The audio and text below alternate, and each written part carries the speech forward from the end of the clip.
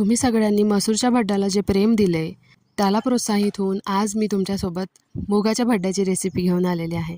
मुगाचा भड्डासुद्धा करायला खूप सोपा आहे आणि अत्यंत चविष्टसुद्धा लागतो। करायचं असं, वाटीभर मूग रात्रभर पाण्यात भिजत घालायचे। दुसऱ्या दिवशी 4-5 शिट्ट्या देऊन कुकरमध्ये मूग छान मऊसूत शिजवून घ्यायचे। तोपर्यंत आपण भाजीला लागणाऱ्या बाकी साहित्यांचे काप करून घेऊ। मूग छान मऊसूत शिजलेले आहेत। आता आपण फोडणी घालून घेऊ। जसं आपण मसूरच्या भड्ड्याला फोडणी घातलं तसंच इथेही करायचं आहे। 2 चमचे तेल टाकायचं। तेल तापलं की जिरं, मोहरी आणि ठेचलेला लसूण टाकून छान परतून घ्यायचं। बारीक चिरलेला कांदा टाकायचा, तोही छान परतून घ्यायचा। कांदा परतून झाला की त्यामध्ये मिरची टाकायची आणि छान परतून घ्यायची। मुगाचा भड्डा चपाती, भाकरी आणि भातासोबत खूप चविष्ट लागतो।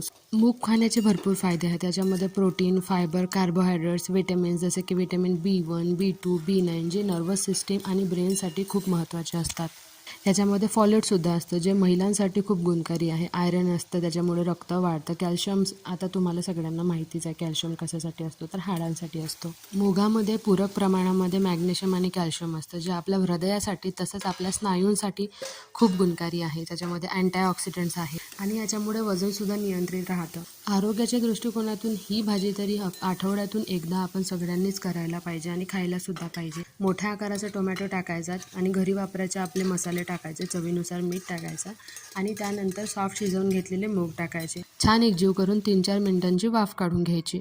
बारीक चिरलेली कोथिंबीर टाकायची, परत 2 मिनिटांची वाफ काढायची आणि बस मुगाचा भड्डा तयार आहे। ही रेसिपी कशी वाटली ते कमेंटमध्ये सांगा। अशाच नवनवीन आणि माहितीपूर्ण रेसिपीसाठी चॅनलला सबस्क्राईब करा। धन्यवाद।